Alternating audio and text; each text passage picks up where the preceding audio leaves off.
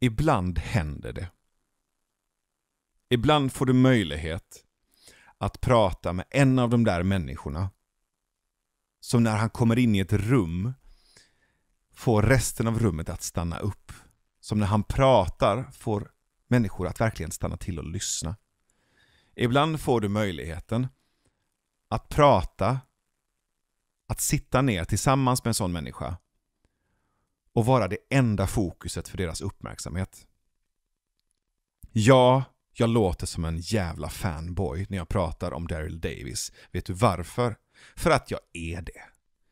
En av de förebilderna jag har haft och som har inspirerat mig till att starta Hur kan vi till att vara samtalsaktivist och bete mig som jag gör, att fortsätta vara radikalt nyfiken och kasta mig in i samtal med människor man inte får prata med, om saker man inte får prata om, det är bluesmusikern och människorättsaktivisten Daryl Davis.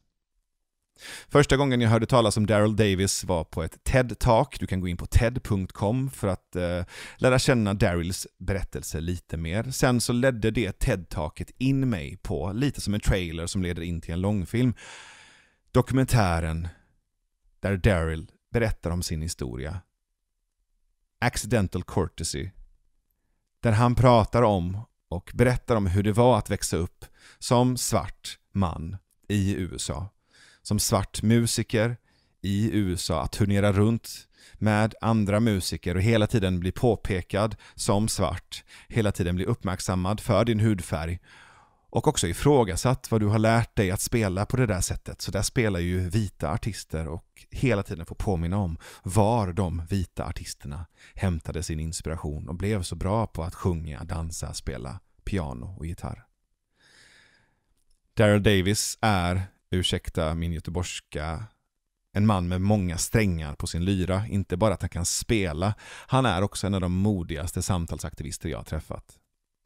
Daryl Davis bestämde sig en dag för att börja träffa och bli kompis med Ku Klux Klan-medlemmar. En svart man bestämde sig alltså för att sträcka ut en hand och bli vän med. Inte bara prata med, inte bjuda in till sin podd Navid, utan bli vän med människor som står och hatar honom på grund av hans hudfärg.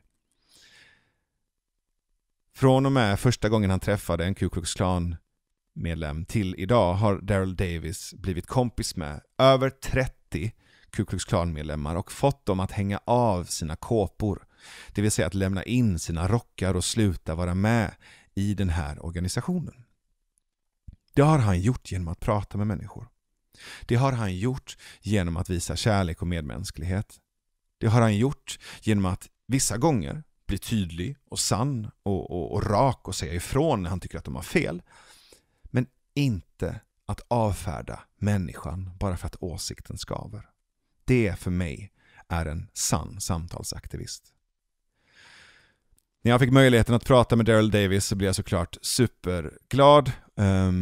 Vi har hållit kontakten sedan dess och jag försöker få till en möjlighet att bjuda in Daryl till Sverige att göra en föreläsning och ett livesamtal med mig framför publik. Vi får avvakta och se hur restriktionerna kring corona utvecklar sig, men det är fortfarande på min to-do-lista. Så alldeles strax kommer här samtalet med Daryl Davis. Jag vill först och främst tacka dig som stöttar oss på Patreon. Du vet att du får reklamfria avsnitt av Hur kan vi och alla våra liveavsnitt om du blir Patreon på patreon.com/hurkanvi, patreon.com/hurkanvi. Du vet vad podden heter. Du har redan klickat. Jag behöver inte berätta för dig var du befinner dig, eller hur? Kom igen. Om du inte kan stötta oss månadsvis så kan du göra det på Swish 123 124 7733 123 124 7733 och visa nu hur mycket du älskar den här podden genom att öka din summa på Swish. Tänk att vi är den där favoritstrippan du har. Släng dina dollarsedlar på min röv, baby. Kom igen nu, jag vet att du älskar det. Och du som inte har möjlighet att varken stötta oss på Patreon eller Swish, dela avsnitten, berätta för världen att du lyssnar på Hur kan vi, dela ditt favoritavsnitt så blir vi jätteglada. Här följer nu samtalet med bluesmusikern och människorättskämpen Daryl Davis.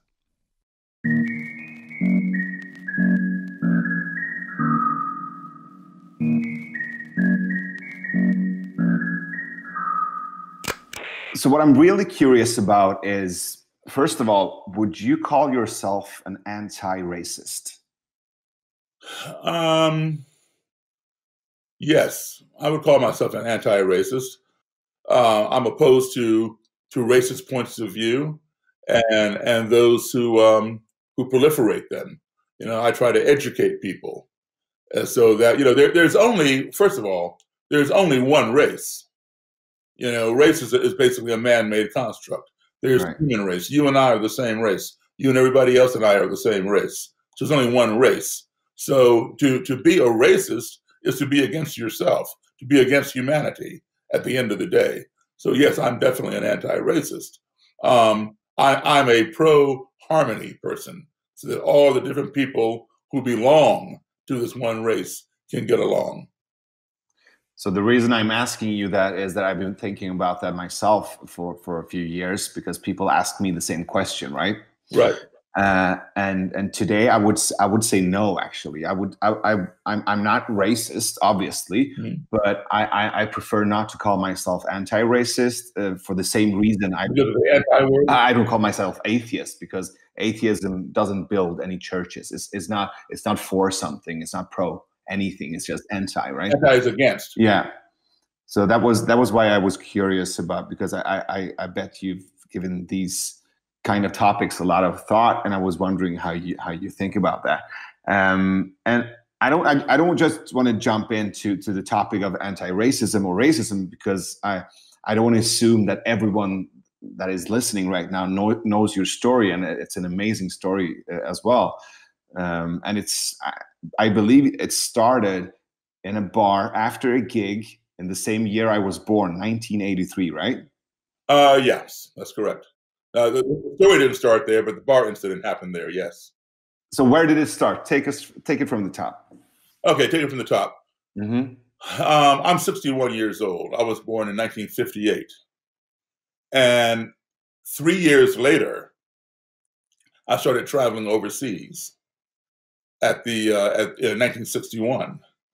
And my father was a U.S. Foreign Service.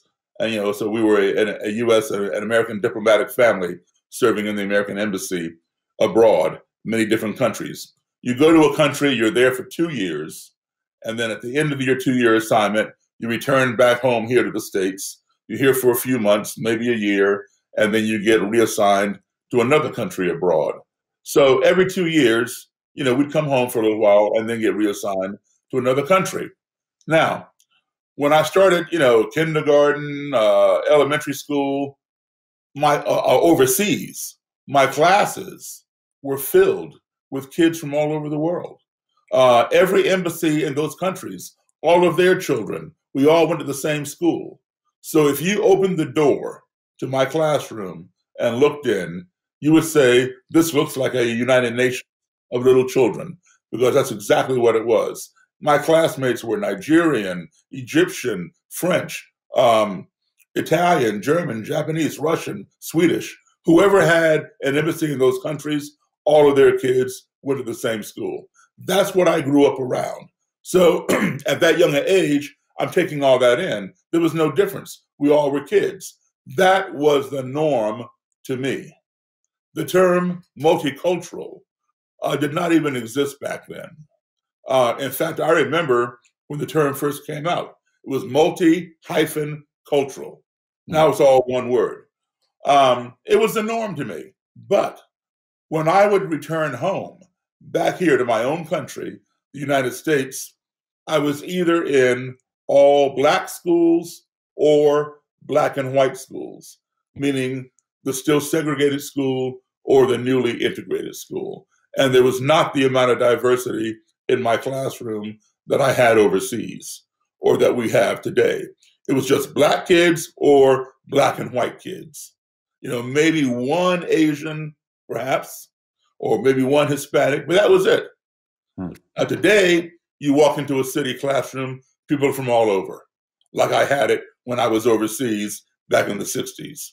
So literally, growing up overseas, I was living about 12 years into the future, because that scenario had yet to come to my country. When it did, I was already prepared. Unfortunately, many of my peers were not prepared for that kind of diversity. So I saw what the future was. I didn't realize it, of course, at the time. To me, it was just the norm. So I could not understand racism when I came home. It was a foreign thing to me. I did not understand how people would look at me and see my skin color and make judgments about my intelligence, about my worthiness, about my even being a human being. That was totally foreign to me because people who looked exactly like my fellow Americans, my white fellow Americans, whether they were my friends, excuse me, from the American embassy, or my little French friends, my German, Swedish, Australian friends, they didn't treat me like that. So why are my own fellow countrymen who look just like that discriminating against me? That was the beginning of the journey. And I formed a question at the age of 10. And that question was, how can you hate me when you don't even know me? And now, for the next 51 years, I've been looking for the answer to that question. That's how the journey started. And what happened when you were 10 years old to form that question? Well, we had just returned from overseas, and I was in a predominantly white school. I was in 4th grade, age 10, 1968. There was a little black girl in the 2nd grade. So I didn't really see her because I'm in 4th grade. So all of my friends were 4th and 5th graders. And many of my guy friends, male friends, were members of the Cub Scouts, and they invited me to join. So I joined, and we had a parade, and I was the only black participant in this parade. And the streets were lined with nothing but white people cheering us and waving. Everything was going well. And we reached one point in the parade where suddenly I was getting hit with bottles and rocks and soda pop cans and just, little pieces of debris from the street by just a small group of spectators off to my right. I remember it being a couple of kids, maybe my age, maybe a year or so older, and some adults. I figured maybe it was the kids and their parents. But when I was being hit, it did not cross my mind initially that I was the target of this. I just thought, something is wrong with those people over there. They don't like the Scouts. That's how naive I was. And so when my Cub Scout leaders all came running, and they all were white, and they huddled over me with their bodies and quickly escorted me out of the danger. I kept asking, well, why are they hitting me? Why are they hitting me? I didn't do anything. I didn't say anything to them. And they all they would do was say, shh, move along, hurry up, it'll be okay. So I never got the answer to my question.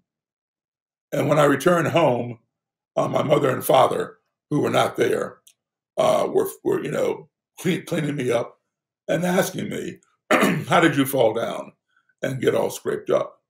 And I told them I didn't fall down. I told them what happened. And they sat me down for the first time in my life and explained to me what racism was. And I'm an only child, so I didn't have, big brothers and sisters to learn things from. I only had my parents. And I always relied on my parents to be honest and truthful with me, and they were.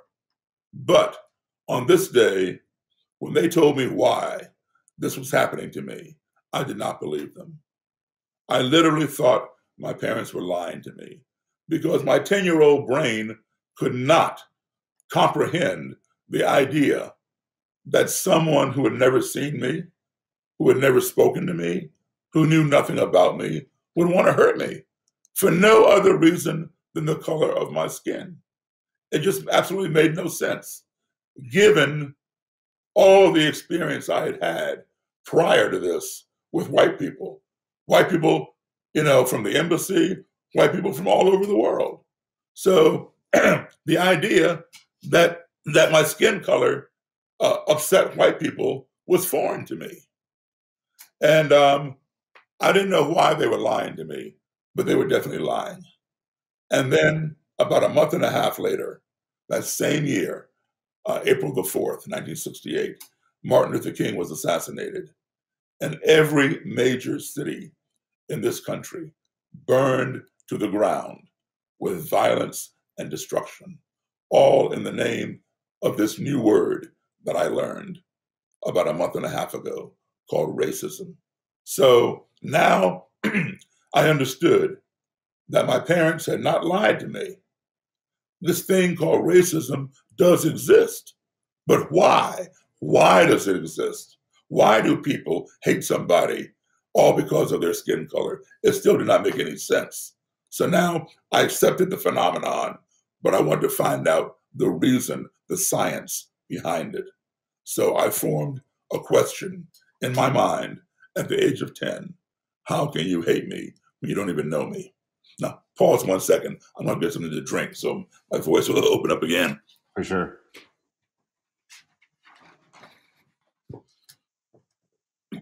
All right. Thank you.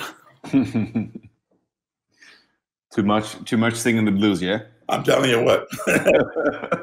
I see all those instruments and records behind you because you're basically, first of all, you're a musician, right? Correct. Yes, and that was the dream you pursued for several years, right? Until that day in the bar after the gig. Right. Now there were some more incidents prior to that day, and then I'll share one with you. For example, I was back home here in the States in 10th grade. I was in high school, and we had a class called the POTC, which stood for Problems of the 20th Century. And we had a great teacher. This was 1974. And the class was for seniors, for 12th graders, but I was taking it as a sophomore, as a 10th grader. And he would invite in controversial speakers of all different topics. And they would address our senior class, and we get to question them, etc.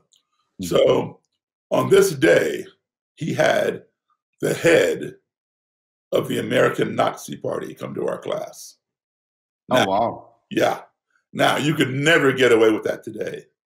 But we're talking 1974. Times were much different then. Now, I'll be honest with you.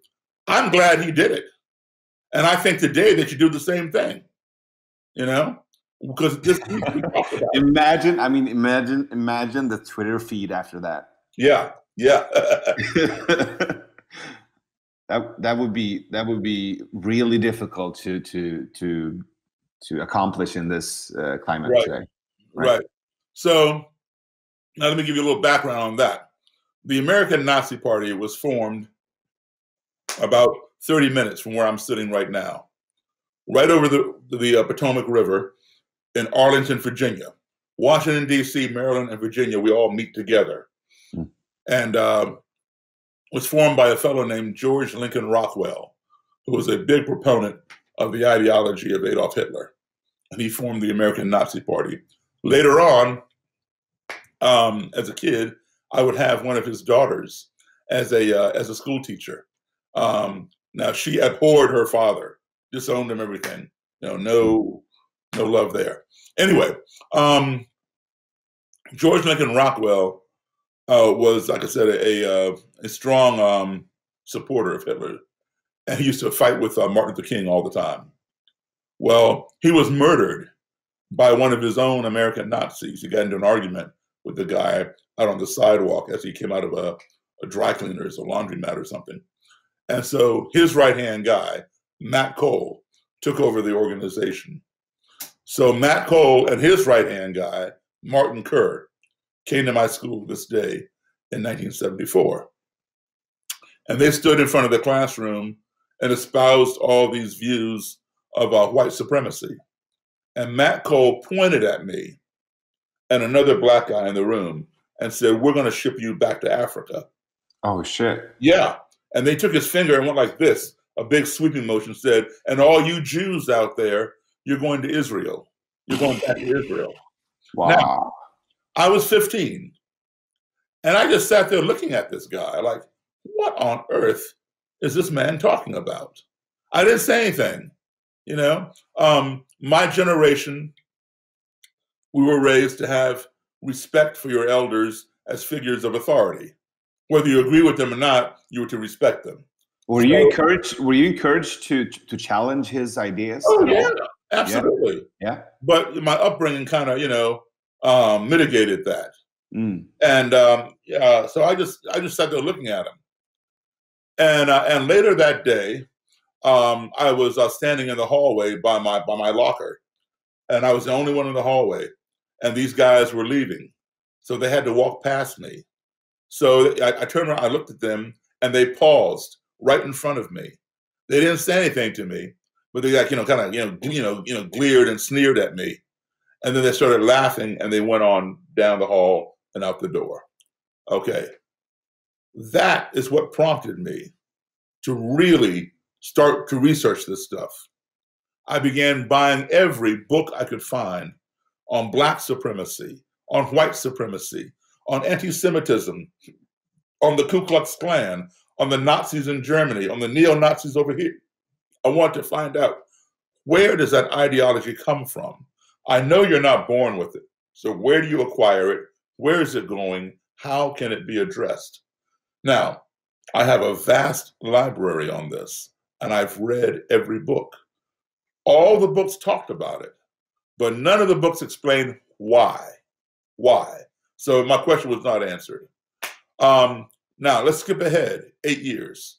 2 years after that incident, I graduated high school at age 18, 1976. I went right to college, and 4 years later, I graduated with my degree in music in 1980. Now, music became my profession, but studying race relations became my obsession. Right. And I had to do it on my own because there were no courses, Race 101. I mean, that doesn't even exist today. So it was all, self-educating.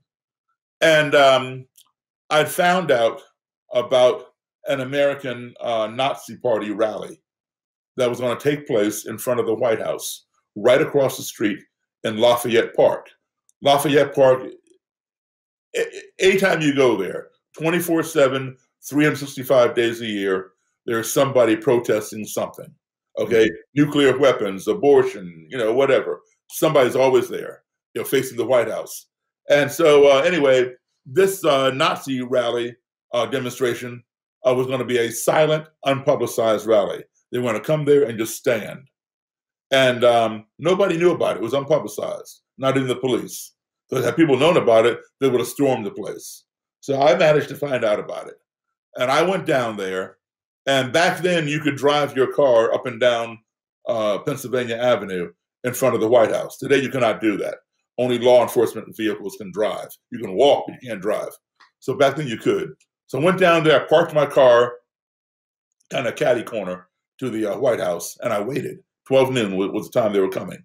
And it's lunchtime. So sure enough, right on time, this van pulls up.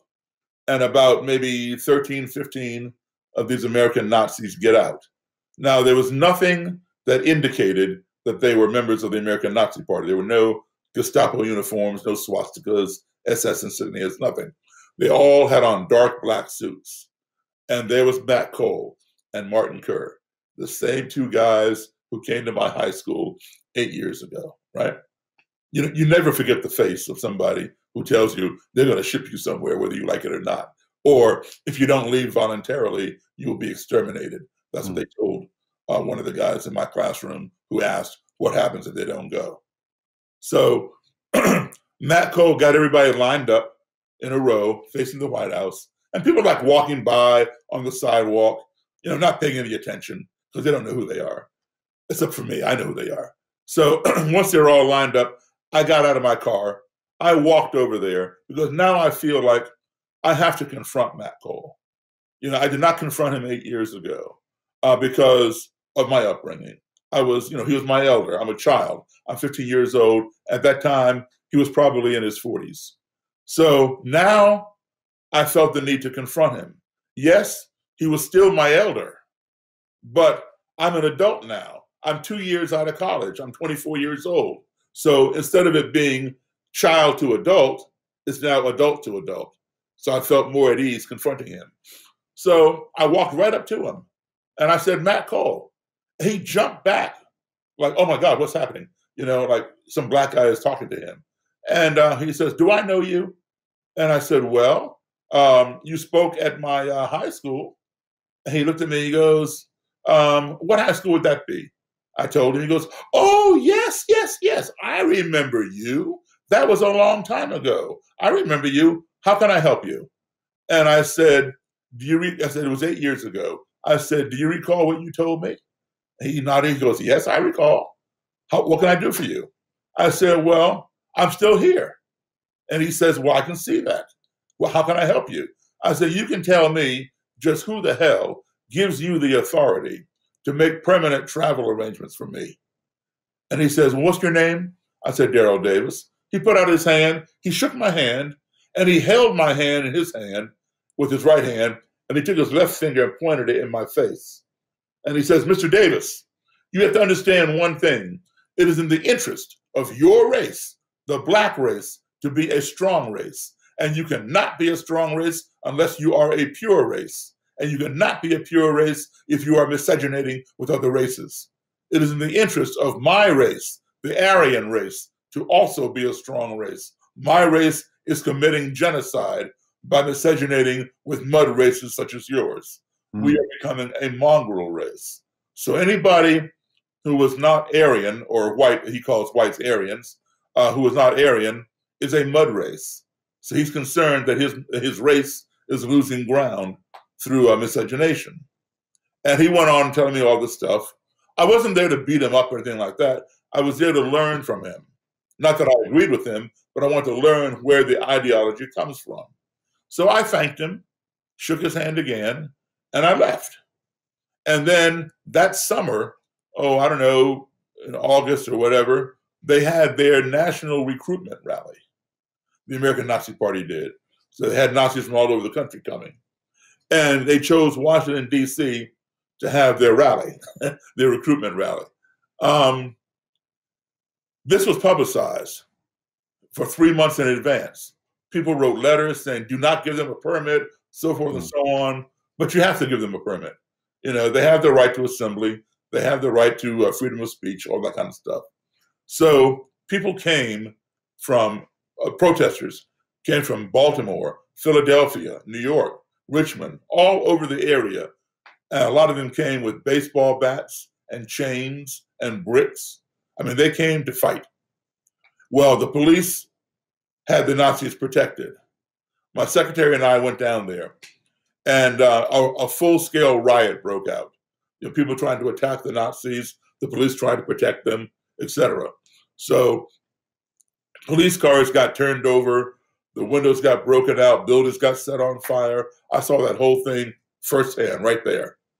And now back then you did not have cable TV. It was just NBC, CBS, and ABC, the news networks. And that evening after the riot, I'm back home with my secretary and we're watching the news. And there's Matt Cole sitting in the studio and they're running the footage of the riot that day. And he's saying, you see, it's the blacks and the Jews who are destroying the police cars, and they don't have any law and order. This country is being run by ZOG, Z-O-G, ZOG, which stands for Zionist Occupied Government. And it was then that I realized, you know, this guy's ideology is stupid, but he is a very smart man. Right. He knew what he was doing. And because I kept trying to figure out why would the American Nazi Party have their national recruitment rally in Washington, D.C.? And then it all made sense. It didn't make sense before because Washington, D.C. is 2/3 black. There are no black people in D.C. who want to join the American Nazi Party. And there's certainly no Jews in Washington, D.C. or anywhere else that want to join the American Nazi Party. So why have it in D.C.? Because he knew that this riot would happen. Right.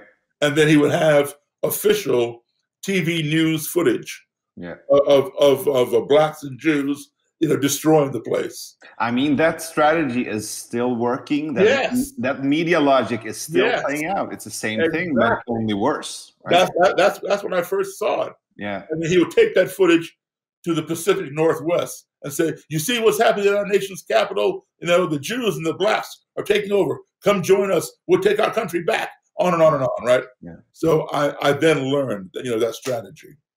And then it was right after that, the following year in 1983, was when I was in the bar with the country band. And that I think you mentioned. I had just joined this country music band, and they'd been around for a while. And they were playing at this bar in Frederick, Maryland called the Silver Dollar Lounge. The Silver Dollar Lounge at the time was an all-white bar. I do not mean that non-whites could not go in, but black people did not go in there because they were not welcome. And when you have a bar that's known not to welcome black people and there's alcohol involved in there, it's not a good mix. You don't go.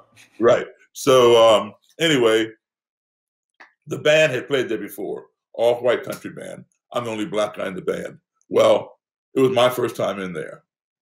And on the break after the first set, we were walking to the band table and somebody came up behind me and put their arm around my shoulder. And I turned around to see who was touching me.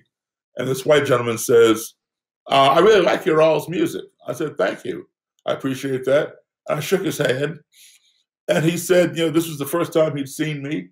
And this was the first time he ever heard a black man play piano like Jerry Lee Lewis. And I was surprised that this guy who was older than me did not know the black origin of Jerry Lee's music. Mm. So I informed him that Jerry Lee Lewis learned that style from the same place I did, from black, blues, and boogie-woogie piano players. The man was incredulous. He did not believe me. He thought I was joking. I said, look, I know Jerry Lee Lewis personally. He's a very good friend of mine. The guy didn't believe that either. But he was fascinated enough with me that he wanted me to join him at his table for a drink. And I don't drink alcohol, but I went back to his table and I had a cranberry juice. So he pays the waitress. He takes his glass and he clinks my glass and cheers me. And he says, this is the first time I ever sat down and had a drink with a black man. And now I'm wondering, what's going on here? Something's not right here. And I said, why? And because I was very naive. I sit down with anybody.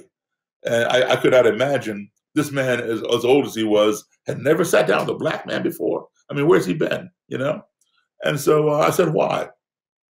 He did not answer me. I asked him again. He just looked down at the top of the table. And he had a friend sitting next to him who elbowed him and said, tell him. I said, tell me. Because now I'm thinking, some big secret mystery. And he says, I'm a member of the Ku Klux Klan. Well, I started laughing at him because now I did not believe him. I mean, why would a Klansman, like I said, remember, I have every book written on the Klan. I know a lot about them. And they do not come up and just embrace a black man and want to hang out and buy him a drink. It does not work like that. So, okay, this guy's joking me. I don't know why he's joking me, but he's joking me. Because a Klansman would not be sitting at this table with me. So I'm laughing at him, going along with the joke. And he pulls out his wallet and hands me his Klan membership card. I recognize the Ku Klux Klan insignia, which is a red circle with a white cross and a red blood drop in the center of the cross. Well, they actually have membership cards? Oh, yeah. I've got a few of them. Oh, yeah. wow.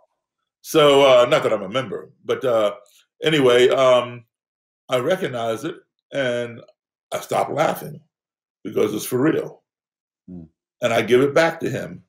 And now I'm questioning myself, why am I sitting at this table? What's going on here? But he was very friendly. He was very complimentary of my playing, very interested in where I learned to play, etc. And bought me a drink. We began talking. And he gave me his number. And he wanted me to call him, whenever I was to come back and play here again. We were there like every 6 weeks because he wanted to bring his friends. His friends meaning Klansmen and Klanswomen, to see this black man play like Jerry Lee Lewis. He just could not get over that. And I said, okay. So I would call him every 6 weeks. I call him on a Wednesday or Thursday and say, hey, man, come on out this weekend and we'll be $1. He'd come. He'd bring Klansmen and Klanswomen, and they would gather around and watch me play. And then on the break, I would usually go over to his table and say hello. Some of them were very curious about me. They'd hang out there. They want to meet me and talk to me.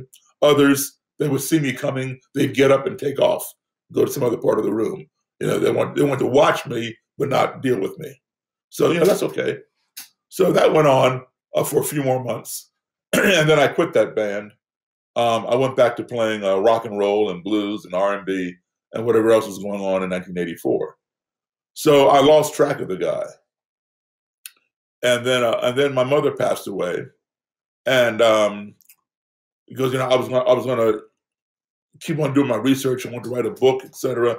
And she passed away, so that put everything on hold. But then it dawned on me, Daryl, the answer to your question that has been plaguing you since age 10, how can you hate me when you don't even know me? The answer fell into your lap, and you didn't even realize it.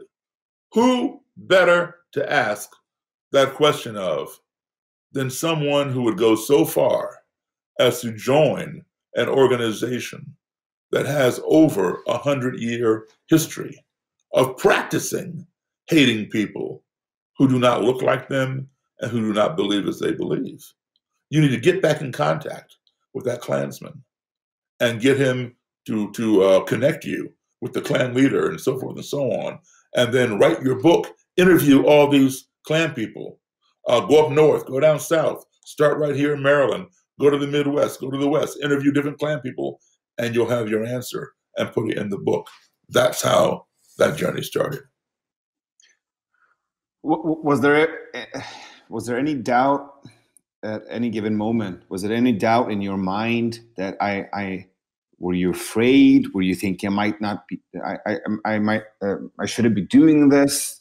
They could kill me on the spot. They could, this is wrong. Or did you just go with that kind of? I just went with it. No, I was not afraid.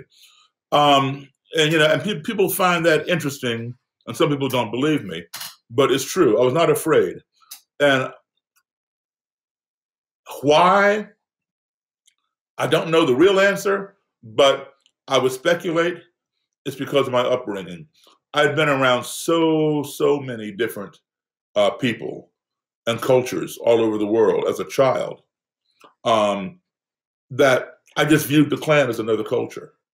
Now, had I grown up here in my own country and not had that exposure at an early age to different people, maybe I never would have pursued that project. Maybe I would have been afraid. Is that what I'm saying? Yeah. But because as a youngster, I lived in Africa, I lived in Europe, when you combine my travels as a child with my parents in the Foreign Service, combined with my travels today as an adult musician who performs all over the world, I have been now in a total of 57 different countries on 6 continents. So I've literally been exposed to a multitude of religions, cultures, colors, nationalities, ethnicities. And all of that has helped shape my perspectives and who I've become. So I just viewed the Klan and neo-Nazis as another culture, nothing to fear, because there are people who do not wear robes and hoods, but who feel the same way. Of course. Yeah, they might wear a uniform and a badge and a gun. They might wear a suit and tie. They might wear a Hawaiian shirt and Bermuda shorts. So, I mean, when I first saw the documentary, Accidental Courtesy, one of the questions that popped into my mind was, is the Ku Klux Klan really the problem here? Is that really a large organization to focus on, or is the white supremacist movement changing its costume? How does the numbers look like? I mean, is the Klan still growing? Okay. The whole thing, the whole umbrella, is called white supremacy. Right. The Klan was the first organization and the largest ever at its peak It had 4 million members. And when was the peak? The late 1920s, early 30s. All right.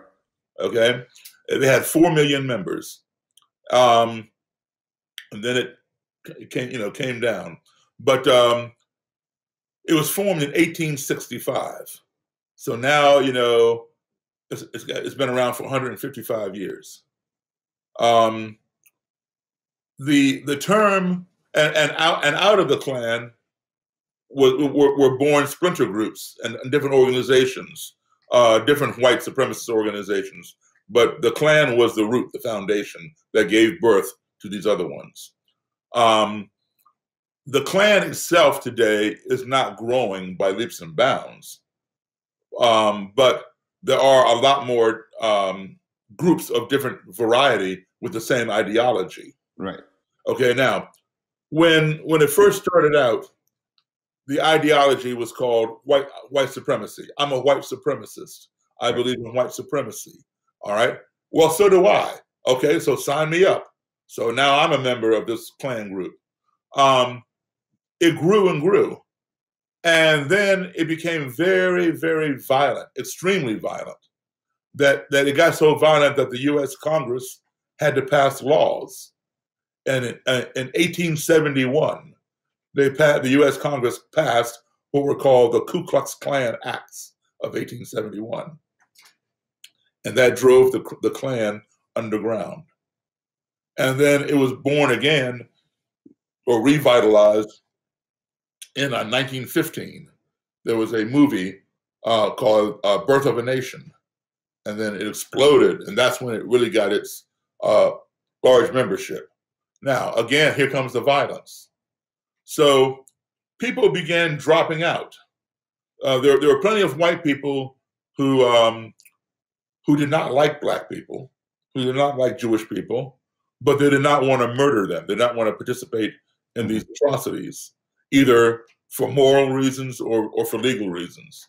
So they began dropping out. The membership went down. And so the term white supremacy had a bad taste. People did not want to associate with that name. So the Klan had to rebrand because the term white supremacy was no longer palatable. So they changed it to white separatism. I'm a white separatist.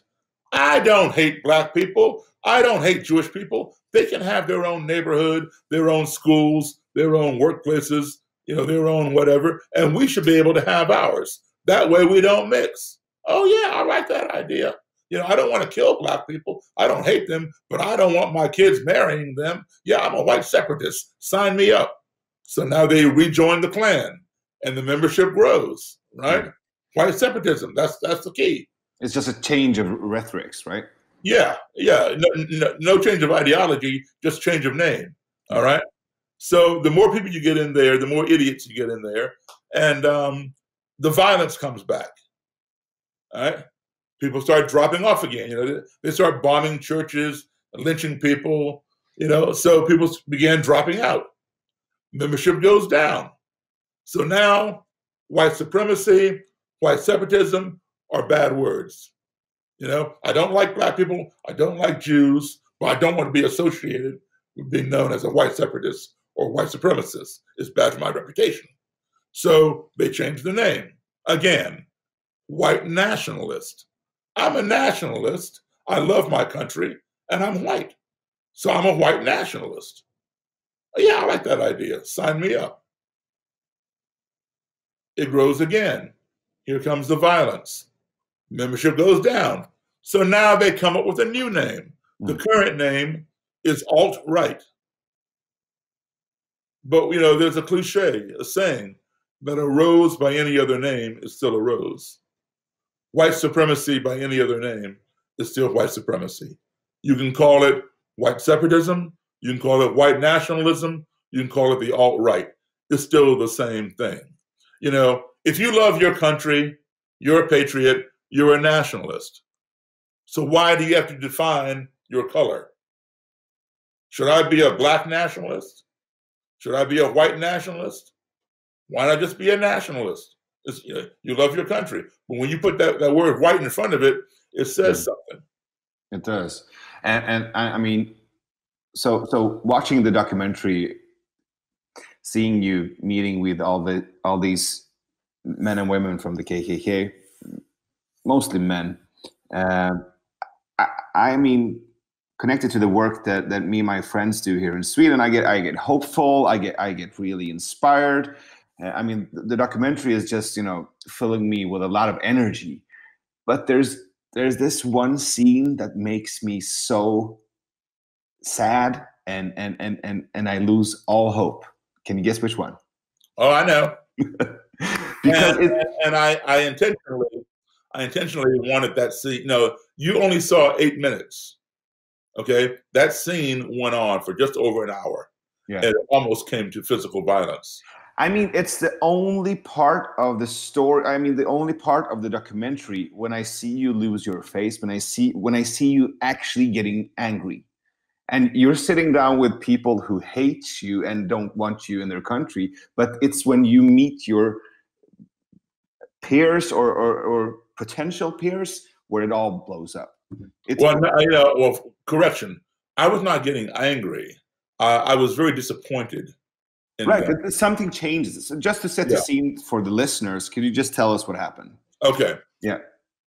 What happened? The scene that Navid is talking about in the documentary called "Accidental Courtesy" was took place in Baltimore, where I met with some people of the Baltimore group Black Lives Matter, and they vehemently disagreed with me and my methods, and of my interacting with white supremacists, sitting down and talking with Klan members, and the fact that some of them had quit and given me their robes and hoods.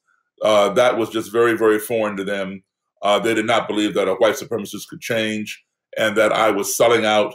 I was wasting my time. I should be helping the Black community rather than spending time with white supremacists. And it's not a Black man's job to teach white people how to treat us. Yeah, that was the basic message of that scene, and it became very hostile and very negative, where I was threatened never to come back to Baltimore. They walked out. I tried to shake their hands. They didn't want to shake my hands. They threatened me, "Don't come back to Baltimore. Go hang out with your Klan buddies," and all sorts of kind of stuff. I called one of them ignorant in the film because I felt that he was ignorant. Now, when I use the word ignorant, I mean that not in a derogatory sense, but in a sense that this person is unaware of their history, unaware of what's going on out here. There's a difference between ignorance and stupidity, and I think it's very important that it be defined. An ignorant person is someone who makes a wrong decision or a bad choice because he or she does not have the facts to make the right decision. A stupid person is someone who has the facts and still makes the wrong decision. All right, so you can cure ignorance. Ignorance is cured by education. Unfortunately, there's no cure for stupidity. If you give somebody the education and they don't use it, there's nothing you can do. So tell me, how come you were disappointed in that situation? I was disappointed because they were ignorant. Nobody has a monopoly on ignorance. White people don't have it. Black people don't have it. We all have ignorance. All right, and we all have our share of things that we need to learn. Yeah. And to behave as racists, those guys were just as racist as anybody in the Klan. And but I bet you met a lot of ignorant people. I mean, absolutely. You met a lot of aggressive people. You met people who maybe didn't even want to meet you. How come this particular situation was so sensitive? It was because they felt that because we shared the same color, that we have to agree with one another, or that I should agree with them. And that's not the case. I found them to be very uneducated, very, very uninformed. And here is the hypocrisy. They go down to the police station and protest against the police whenever the police shoot some unarmed Black man or arrest him And the next thing you know, the guy's dead before he gets to the jail. They throw him around in the back of the van. They mentioned Freddie Gray. I know that story very well. In fact, I won't get into that right now. But yes, the Baltimore City Police are very corrupt. In fact, one of the Klansmen that I befriended was a Baltimore City cop. Yeah. Not only do I have his Klan robe and hood, I also have his police uniform. And he has told me some things that would make your hair turn that he did as a police officer against Black people, as a Klansman against Black people. Okay, he confessed many things to me that I won't get into, but he went on to become one of my best friends. Now that's something that those guys don't understand. Okay, is he exonerated and forgiven for all the things that he did? No, absolutely not. But he turned his life around and admitted to his wrongdoing.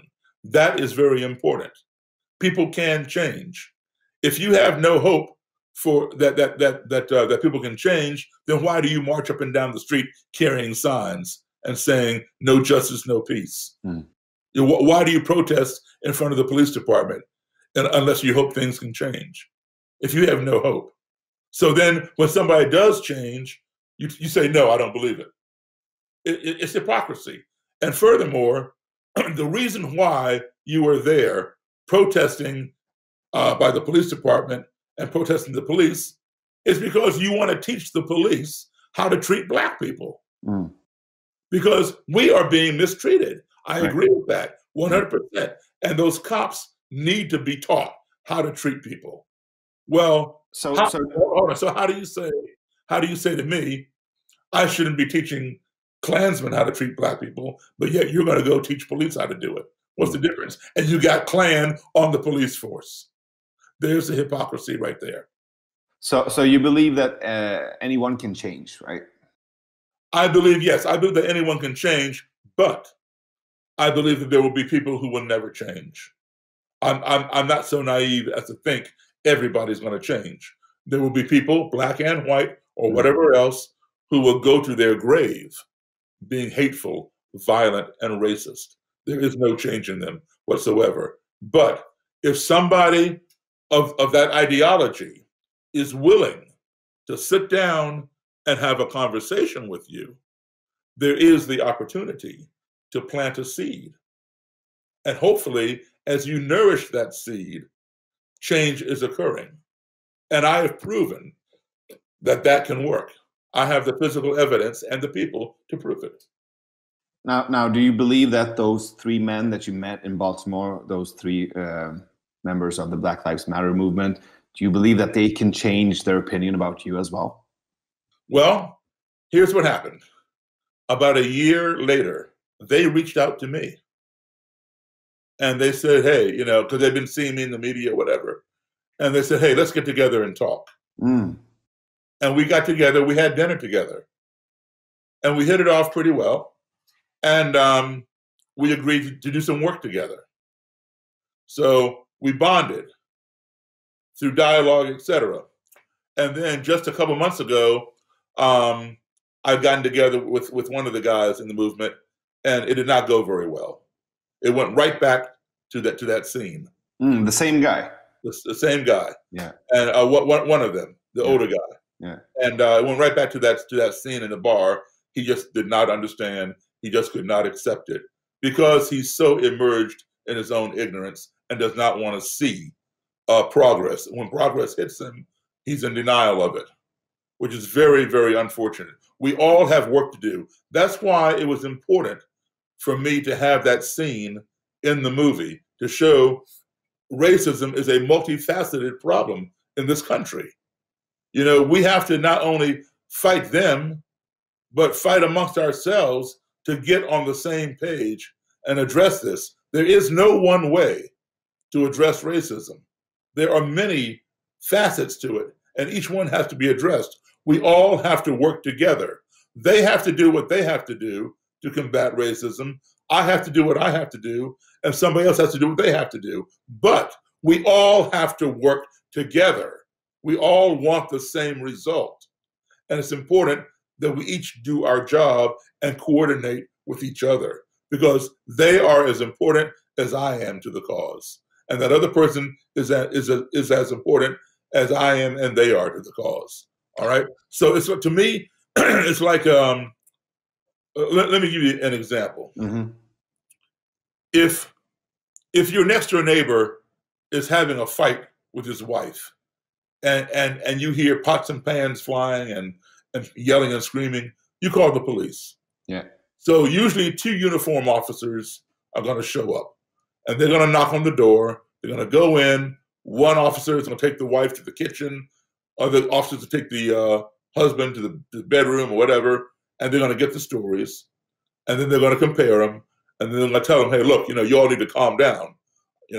If you don't calm down, we're going to come back and we're going to lock you up. And so then they leave. Now, that's how that works. But now let's say same neighbors. The guy loses his job or whatever. We hear this all the time. Husband gets deranged, comes home, he's holding his wife and kids hostage. We hear these stories all the time. And he shoots his wife, shoots his kids, and then usually he shoots himself. This is a crazy hostage situation, domestic.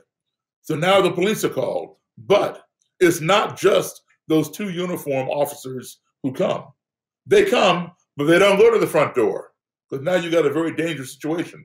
They stand back with a bullhorn, say, hey, let your wife go, open your door, come out, blah, blah, blah, right? They're there.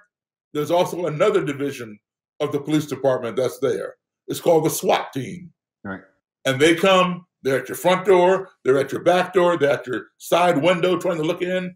They might even drop down from a helicopter on top of your roof. They got your house surrounded, all right? So you got the 2 uniform officers, the SWAT team, and then there's another guy from the police department.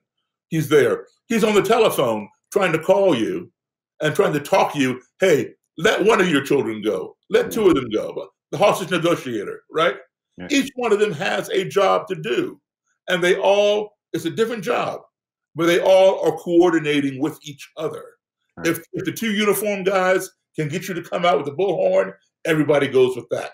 The negotiator on the phone says, hold your fire, hold down. I think we come to an agreement. Everybody be cool. Then we go with that. If the sharpshooter on the SWAT team can get a bullseye on your head and take you out without hurting your wife and your children, guess what? You're gone. End of story. Whoever has the best one at that particular moment is where they go. But they all are coordinating. And that's what these people don't understand. They're concerned that I'm wasting my time dealing one-on-one with people instead of addressing the systemic racism. So which one are you? Which one are you in this analogy? I'm the hostage negotiator. Right. Okay. Yeah. So it all needs to be done. Everybody has a role. So I do what I do best. They should do what they do best, but don't denigrate the other people who are doing their job. But I mean, these different parts, the negotiator, the guys at the door, the police officers, they all have to agree that they're one unit. That's the premise, right? Exactly.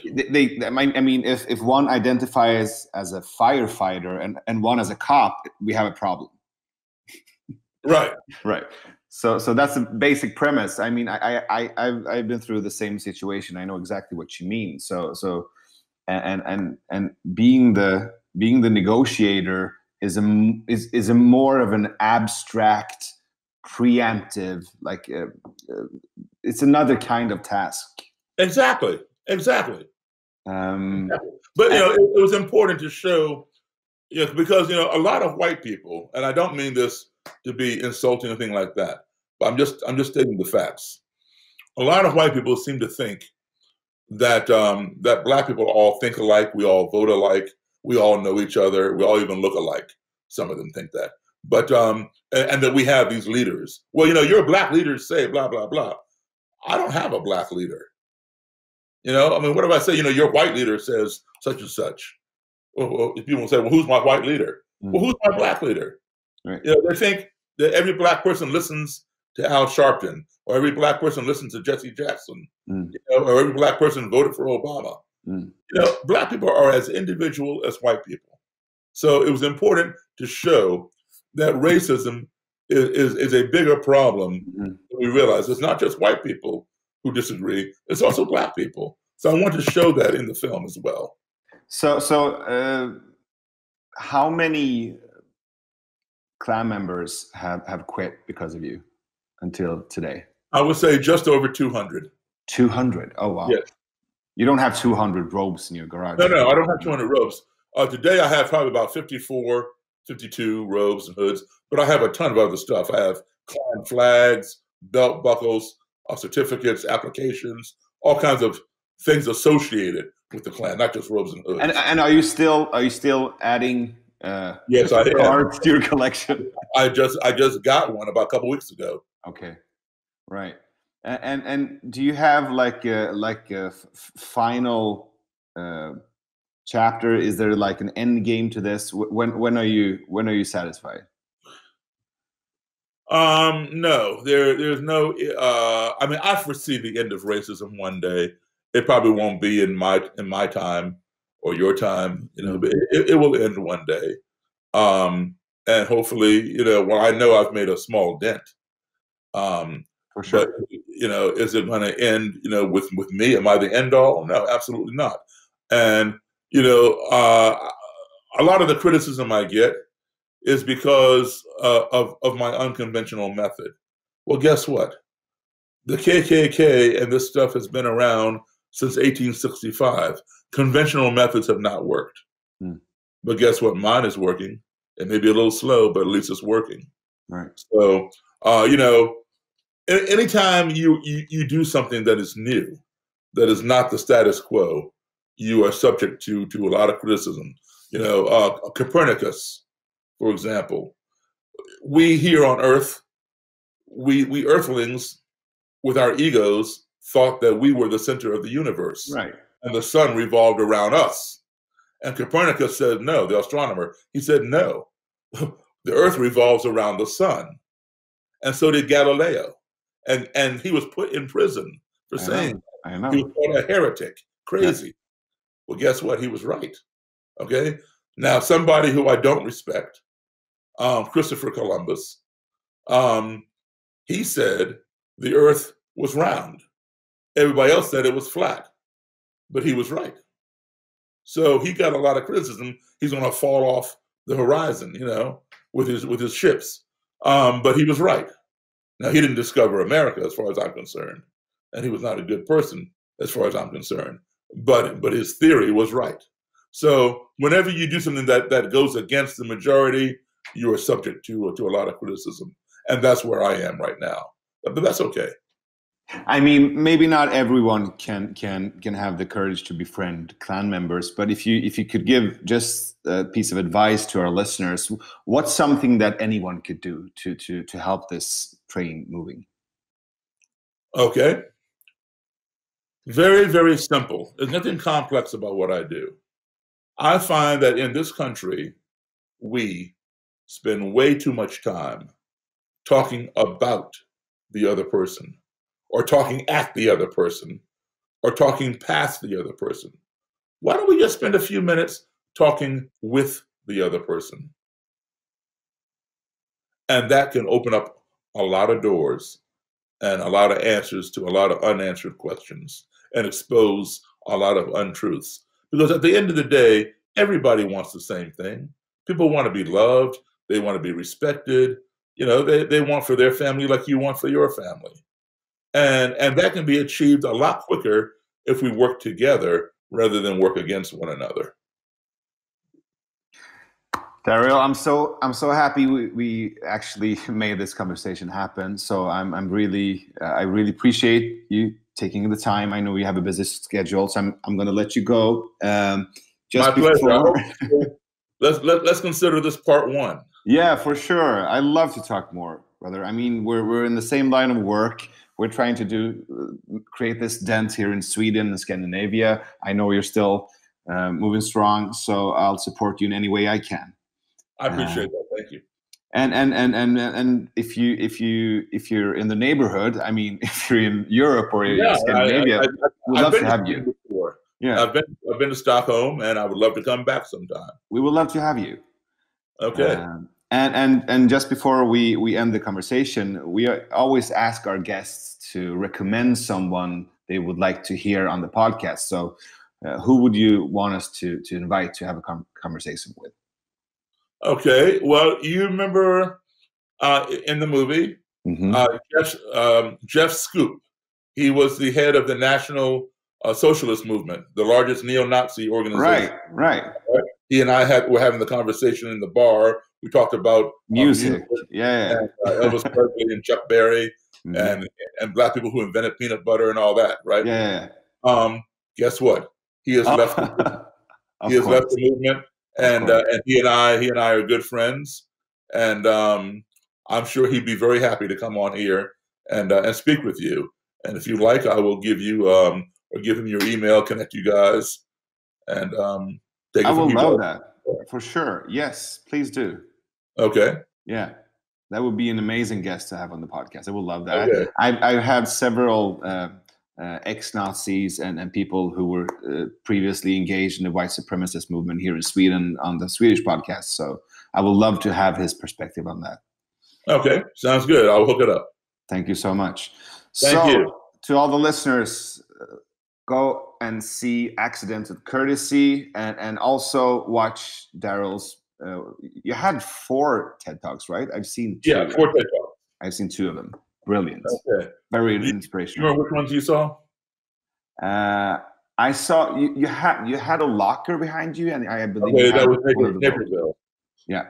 That was Naperville. There's also TEDx Charlottesville, Daryl Davis. Yeah. Cape May, and Big Sky, Montana. Look up Daryl Davis TEDx Big Sky. And they're all on YouTube, right? Yeah. Yeah. So Daryl Davis TED Talk on YouTube, and the documentary is called Accidental Courtesy. And also, can we hear your music anywhere? Absolutely. You can hear it on YouTube. You can hear it on Amazon, CD Baby. Wherever. Wonderful. Plug it. Better yet, just bring me on, do a live concert. Oh, that would be awesome. Daryl, brother, thank you so much. Thank you. I hope to talk to you soon, and good luck with your valuable and important work. Thank you. Take care. You too, brother. Thanks.